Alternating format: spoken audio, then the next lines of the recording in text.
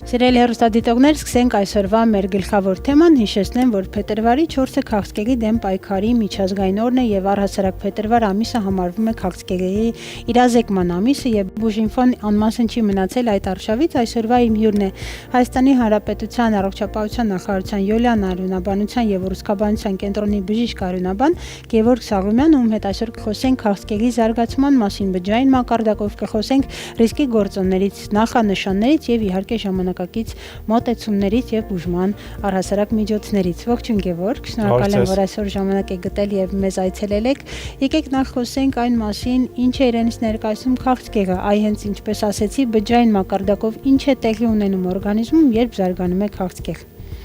Նախ շնորհակալ եմ հրավերի համար։ Սկսենք, որ օրգանիզմում ցանկացած բջիջ ունի ինքնակարգավորման մեխանիզմներ։ Դա նշանակում է, որ անհրաժեշտության դեպքում բջիջները կիսվում են, անհրաժեշտության դեպքում չեն կիսվում կամ պլանավորված մահանում են, եւ երբ բջիջների ԴՆԹ-ում արյան քաղցկեղի պարագայում արյունաստեղծ բջիջների տեղի է ունենում ԴՆԹ-ի փոփոխություններ, հիմնականում ձեռքբերովի մուտացիաներ, ոչ ժառանգական, որոնք նպաստում են այդ ինքնակարգավորման մեխանիզմների վերացմանը, ինչի արդյունքում սկսում են այդ բջիջները անկառավարելիորեն բազմանալ եւ նպաստել նորմալ արյունաստեղծման խանգարմանը։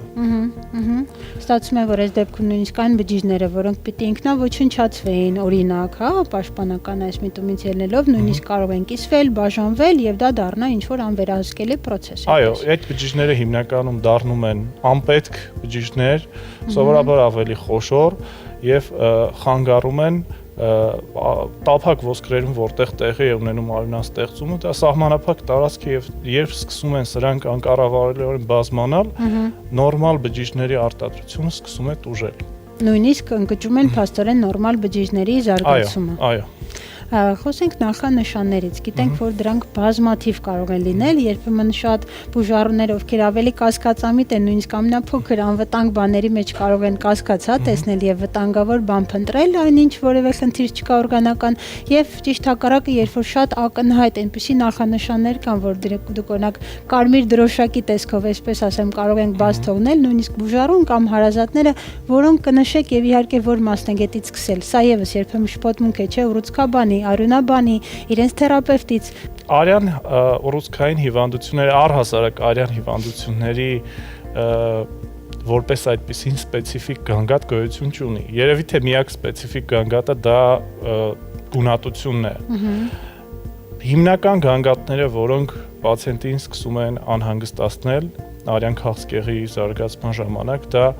անբացատրելի հոգնածություն, թուլություն, իհարկե գունատությունը արդեն նշեցի, ինֆեկցիոն խնդիրներ, որոնք լուծումներ չեն ստանում երկարատև, կապտուկներ ու արյունահոսություններ, որոնք դիտվում են առանց որևէ պատճառի, պետք է նշեմ նաև քաշի կորստի եւ գիշերային ակտիվ երկարատև քրտնարտադրության մասին։ Կամ ջերմություն, չէ, եւս եթե դա երկարատև ջերմություն, որը որևէ պատճառ չունի։ Այս գանգատները հիմնականում պացիենտին տանում են առաջնային օղակ, այսինքն գնում են պոլիկլինիկա, հետազոտվում են արյան ընդհանուր քննությամբ հայտնաբերվում են շեղումներ եւ արդեն ուղղորդվում է նեղ մասնագետի մոտ, տվյալ պարագայում արյունաբանի մոտ։ Բայց մենք գիտենք, որ շատ դեպքերում լինում է, որ օրինակ նույն այդ արյան ընդհանուրը, որ մենք երբեմն շատ ավելին ենք պահանջում այդ լաբորատոր տեստից, կարող է ոչինչ ցույց չտալ, այսինքն այստեղ շատ կարևոր է նաև համադրել լաբորատոր հետազոտությունները, գանգատները եւ ինչպես դուք շատ կարևոր բան նշեցիք, այդ ձգձգվածությունը, երբ որևէ այլ ակնհայտ պատճառ չկա, բայց գանգատը շարունակում է մնալ։ Արյան ընդհանուր քննությունը իրականում կարող է դրիվ նորմալ լինել, փոփոխված չլինել, քանի որ արյան քաղցկեղ, նույնիսկ միայն արյան քաղցկեղ հասկացողությունը բավականին լայն սպեկտր ունի, օրինակ կան ավշային հանգույցների ուռուցքային հիվանդություններ, որոնց դեպքում ոչ միշտ է արյան ընդհանուր քննության որևէ շեղում հայտնաբերվում։ Այսինքն արյան ընդհանուր քննությունը բավականին կարևոր հետազոտություն է, սակայն ոչ միշտ է շեղումներ լինում։ Այո, համաձայն եմ։ Ախտորոշումից Այո, համաձայն եմ, որ էլի այստեղ շատ լայն սպեկտրի միգուցե հետազոտություններ, գործիքային, լաբորատոր անհրաժեշտ լինեն, բայց կան որոնք որ ամենակարևոր, այսպես առաջի շարքն է, որից սկսում է մասնագետը հետազոտությունները։ Առաջնային օղակում երբ կատարվում են անհրաժեշտ արյան ընդհանուր քննություն, օրինակ կամ այն օրգանը, որի կողմից է սոնոգրաֆիկ հետազոտությունը նույնպես շատ կարևոր հետազոտություն է արյունաբանական տեսանկյունից, քանի որ սոնոգրաֆիկ հետազոտությամբ օրինակ փայծաղի մեծացում, արշային հանգույցների մեծացում, սրանք նույնպես պահանջում են արյունաբանի խորհրդատվություն։ Երբ պացիենտները դիմում են, սովորաբար դրանից հետո ավելի նեղ մասնագիտական հետազոտությունը արդեն ոսկրածուծի մակարդակով, ոսկրածուծի պունկցիա կամ բիոպսիա, ինչպես նաև հոսքային ցիտոմետրիա, օրինակ մոլեկուլյար ցիտոգենետիկ հետազոտություններ, FISH, PCR, ինչպես նաև լիմֆոմաների պարագայում արդեն կարևոր նշանակություն ունի պատկերային հետազոտությունները, համակարգչային շերտագրություն, PET-CT հետազոտություն, այս ամեն ինչը անհրաժեշտ կարևոր հետազոտություններն են, որոնք մեզ ախտորոշման համար պետք են գալիս։ Այո, եւ դուք կարծես թե թվեցիք այդ խելամիտ հաջորդականությունը, որ ես միշտ սիրում եմ նշել, որովհետեւ երբեմն մենք վազում ենք առաջ, կատարում ենք այն օրինակ բազմա օրգան, հա, միանգամից շերտագրում դեռ սոնոգրաֆիա չարած եւ հակառակը։ Այստեղ ինչքան կարևոր է փաստորեն այդ հաջորդականությունը պահելը եւ աստիճանաբար մասնագետի հետ համընթաց գնալ այդ հետազոտությունների ետևից, որի որ կարիքը կա, միգուցե ձեր ասած կրկնել կամ ավելի լայն սպեկտրի անել։ Իսկ այն մասին հետաքրքիր է իմանալ, օրինակ շատ հաճախ մասնագետներն էլ են խուսափում, հարազատները եւս փորձում են թաքցնել կամ կոծկել այդ քաղցկեղ տերմինը,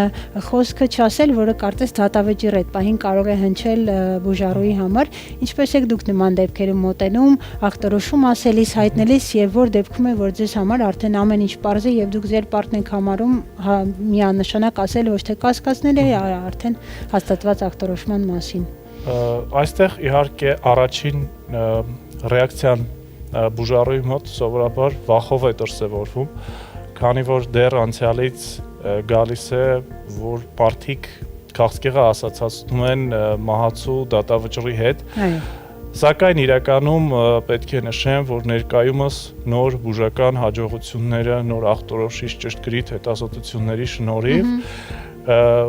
կարող եմ օրինակներ բերել, օրինակ արյան լիմֆոմաների որոշ տեսակներ առողջացման հավանականությունը մոտենում է 70-ից 80%-ի։ Կամ մանկական սուր լիմֆոբլաստային լեյկեմիա, որը ամենահաճախ հանդիպող քաղցկեղն է մանկական տարիքում, մինչև 90% առողջացման հավանականություն կա։ Իհարկե, ցավով պետք է նշեմ, որ կան նաև որոշ քաղցկեղի տեսակներ, որոնք ունեն վատ ապրելիության ցուցանիշներ, վատ պրոգնոզ, սակայն բարեբախտաբար դրանք ավելի հազվադեպ են հանդիպում, բայց ինչպես նշեցիք, շատ ուրախալի փաստ էր, որ մինչև 70-ից 90% նույնիսկ կարող է ապակինում լինել տեսակներից։ Եկեք քննարկենք նաև ռիսկի գործոնները, որտեղ տեսեք մի բանը, երբ մարդ առհասարակ չգիտի եւ ինչ որ նախանշաններ կարող է ունենալ, բայց կան որոշակի խմբի բուժառուներ, ովքեր արդեն որոշակի փորձ ունեն եւ իրենք հատկապես իրազեկվում են իրենց վարող բժշկի կողմից, որ պետք է պարբերաբար օրինակ հետազոտություն կատարեն, հետաքրքիր է իմանալ ովքեր են այդ ռիսկի գոտում գտնվող մարդիկ։ Տեսեք, իրականում արյան քաղցկեղ ունեցող պացիենտները ոչ միշտ է, որ պետք է ունենա պատճառ, առաջացման նպաստող գործոններ իհարկե կան, սակայն ոչ միշտ է, որ պետք է լինի պատճառ։ Կարծես թե ավելի հաճախ չունեն, հա, այդ պատճառները։ Կա պոպուլյացիա, որոնք պետք է ավելի զգոն լինեն եւ ավելի հաճախակի հետազոտվեն, քանի որ իրենց ռիսկը ավելի բարձր է արյան քաղցկեղ ունենալու։ Դրանք նախկին այլ քաղցկեղի պատժվակով ստացած ճառագայթային թերապիան է, բենզոլ քիմիական նյութի հետ, նրանք ովքեր շատ են շփվում բենզոլ քիմիական նյութի, օրինակ արտադրական կամ արդյունաբերական ինչ-որ տեղերում, եւ ծխողների մասին ծխելու հետ կապված կա մի այսպես մեծ կատարված մետա-անալիզ, երբ վերցված է երկու խումբ, մի խումբը ծխողներն են, մեծ խումբերի մասին է խոսքը, մյուս խումբը ընդհանուր պոպուլյացիա, այսինքն թե ծխողներ եւ թե չծխողներ, եւ հստակ ապացուցված է, որ ծխողների մոտ 40% ավելի բարձր է սուր միելոբլաստային լեյկեմիա ունենալու հավանականությունը։